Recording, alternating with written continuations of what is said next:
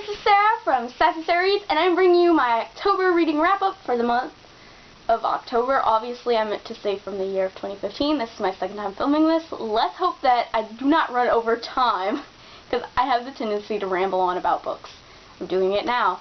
So, my favorite book of the month was The Ocean at the End of the Lane by Neil Gaiman, and it gave this one 5 stars. I think it's an absolutely beautiful masterpiece. I was not expecting to love this one as much as I did.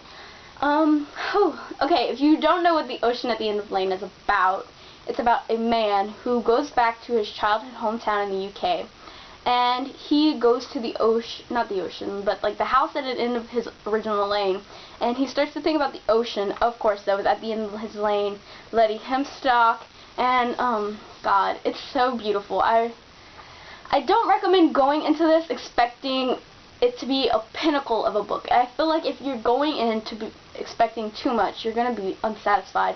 But this book has such beautiful writing and a beautiful passages. There's like areas where I highlighted and I wrote little notes, and the characters, he's 7 years old, and his love for books at that young of an age is just so magnificent. And I loved it. Oh God, I recommend this book. It's so good. And I heard it's going to be a movie. Tim Burton, please pick it up, because you can do these monsters justice. The next book on my list is, of course, another 5-star read. One that I was not I was expecting to enjoy it. And that is The Fifth Way by Ricky and C. I wasn't expecting to love this as much as I did. I didn't think I was going to give it 5 stars. Oh my God, I'm hoping that this movie is going to be good, because I'm so excited for it.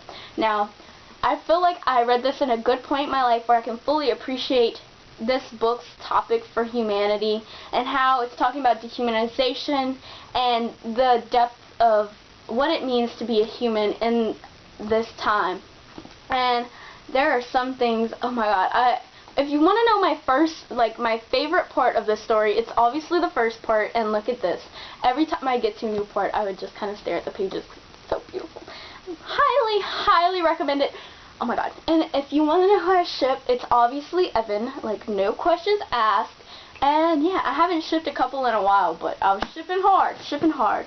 The next book I read was a short story for my English class, and it's obviously a short story. Theveldt by Ray Bradbury. So Theveldt is about a family who lives in a future society where technology is so prevalent that they have rooms in their house, in their happy life home, to completely satisfy their children's need. This nursery can turn into absolutely anything they want it to be. Alice in Wonderland, but most recently it's become an African veldt, with lions who constantly feed on something, and their teeth are covered in blood. And oh my God, I freaking love Ray Bradbury. I need to get a copy of The Illustrated Man, and I need to reread Fahrenheit 451 and 5 stars, because this short story is how you write a short story. Oh my God, Ray Bradbury. Yes. And then the next book I read was also a novella and collection of short stories, Breakfast at Tiffany's by Truman Capote, and it contains Breakfast at Tiffany's, The Diamond Guitar, House of Flowers, and A Christmas Story, or A Christmas Carol, something like that. And, okay, my favorite book in this was obviously Breakfast at Tiffany's. I think it is a pinnacle of a great classic, okay? It's great, and I know everyone knows the movie that stars Audrey Hepburn, but I'm telling you, it's nothing like that. It's nothing like that. Truman Capote has a way of writing that is truly beautiful, and every time I read one of his stories or his novels, it's completely different in writing style, and that is something incredibly entertaining and so difficult to do, that he's such a great writer. And if you have not read In Cold Blood, do it. If you haven't read Breakfast at Tiffany's, do it. I'm pushing it on you. 4.5 stars for the whole thing, but 5 stars for Breakfast at Tiffany's. And then I read a book that I was not expecting to reading for the month, and it just kind of fell upon me, and it's one that I had been waiting to read for ages. Sucky Blues by Rochelle Mead. I think I've been wanting to read this book since I was in middle school, but you know, I'm not going to read a book about a succubus in middle school. I feel like that'd be a kind of entertaining subject to tell why I'm reading that. So if you don't know what a succubus is, obviously, it's a sex demon, a female sex demon who gains power off of having sex with men. And that is what Georgina is. And oh my god. Yes, Georgina, I feel like me and Georgina are on the same wavelength with our snark. We could be the same snarky person. I love it. She's great. And I love that she works in a bookstore. I love that she's like a bajillion years old. She was around during Greek. Love Greek. Oh my god. And Greek history is great. And I felt like it was incorporated pretty well through this. And I highly recommend checking this one out if you love urban fantasy. Just a little disappointed by the mystery thing because I knew what was going to happen. I felt it was predictable. But I mean, whatever. It's really good. And then the next book is a book that I don't own, and it's called Jim Butcher's Dresden Files Downtown. I rated it 4 stars. I got it from NetGalley. I know who Jim Butcher is, but I've never read the Dresden Files. And I highly recommend checking it out if you're interested in what the Dresden Files is. It's a graphic novel, and I really liked it, so I gave that one 4 stars. And then the next book on my list is a book that I still don't know how to rate, and I read this one for English, and it is Heart of Darkness by Joseph Conrad.